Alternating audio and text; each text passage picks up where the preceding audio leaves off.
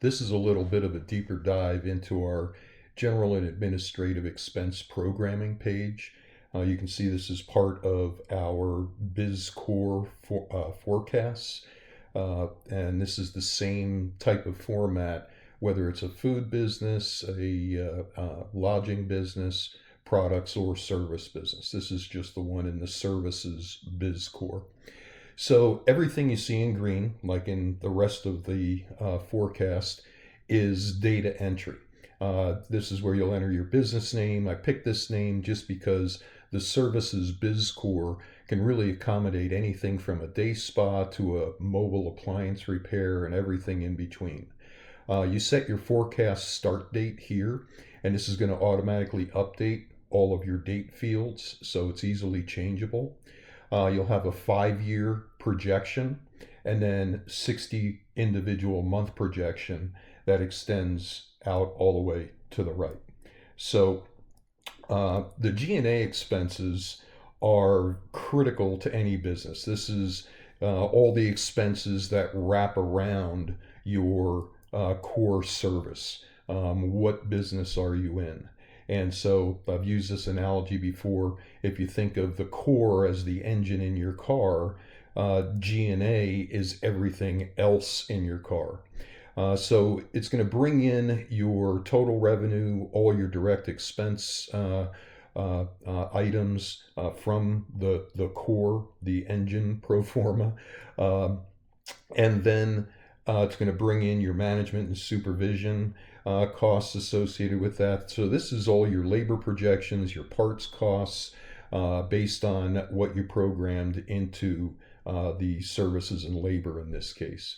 So it's going to give you a gross operating profit from those business operations. Then you start going into your G&A business expenses. So the first section here are expenses that automatically come in from your other schedules. So these numbers are all calculated on these schedules. They automatically come in. And then as far as entering all the other expenses, there are other plugins that you can get if you have specialized departmental operations. They would automatically drop in here. Then we have a whole series of different ways of entering your other G&A expenses. One of my pet peeves has always been bucket numbers and plug numbers for your G&A expenses. They typically don't work that way. Or if you're just dumping numbers into the month manually, it becomes very difficult to really adjust them and make changes as you model out your business and forecast your business. So in this section here, we have a start month for expenses with annual increases from the start month.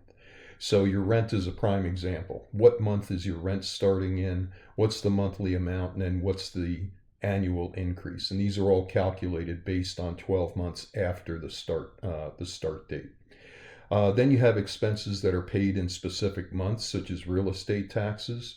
You put in the amount and it'll automatically drop it into the month number of that year. And I've got some notes in here just to remind you what goes in here.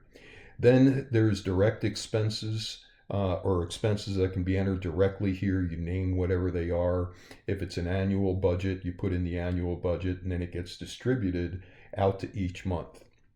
Then you have direct expenses entered in particular months. Sometimes you just can't avoid it. Like website development is not necessarily a recurring expense. You might just do it for a couple of months. You put it in, and it doesn't, repeat itself in any other month. So it's going to total up your G&A expenses. Then it's going to bring in your debt service and loan payments from your loan lease schedule, and it's going to drop it in the month that those payments start. Then we've got a pretty interesting approach to factoring in revenue lags from receivables. So if you're going to offer any terms to your customers, 30-day, 60-day, 90-day, you would put in the percentage of that of your revenue that you would expect to grant those terms to. In today's world, a lot of things are cash. so you don't have to worry about receivables, but sometimes you can't avoid it depending on your business model. So it puts in a lag, a cash flow lag based on those receivables. And if you are going to offer receivables now, you've got to deal with bad debt. If you're doing everything cash, then obviously you don't have any bad debt. But if you are going to offer terms, you need to put in a factor for bad debt. Then all those taken into account gives you a net cash flow number, and then also tells you over the 60 months what is your lowest cumulative net cash flow. This is going to tell you basically what is the lowest dollar amount that you have throughout the first 5 years of operations. Then it's going to have an entry field for how much cash are you starting off in your bank account. And then it's going to give you a cash on hand balance every month, the end of each year, and what is your minimum cash on hand. So these are numbers that you definitely want to manage. Cash flow, obviously, very important to a business versus net profit. You still want to keep an eye on net profit, but in certain cases, you're going to have to look at net profit.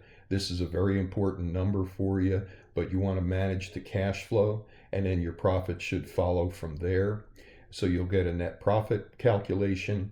Then we have an area here for owner distributions. Anytime your cash on hand balance is above this amount that you set, there would be a distribution out to these owners based on this ownership percentage. And then it tells you what month that's being distributed in, and then what the annual amounts are. Then the final number it gives you is EBITDA. A lot of bankers and investors, they look at this number. It's great for investing and getting a real good look at a business's overall profitability. But from a forecasting and business management perspective, net cash flow and net profit are really going to be your important numbers. So I hope you like this approach, and hope to be talking to you soon. Thanks for watching.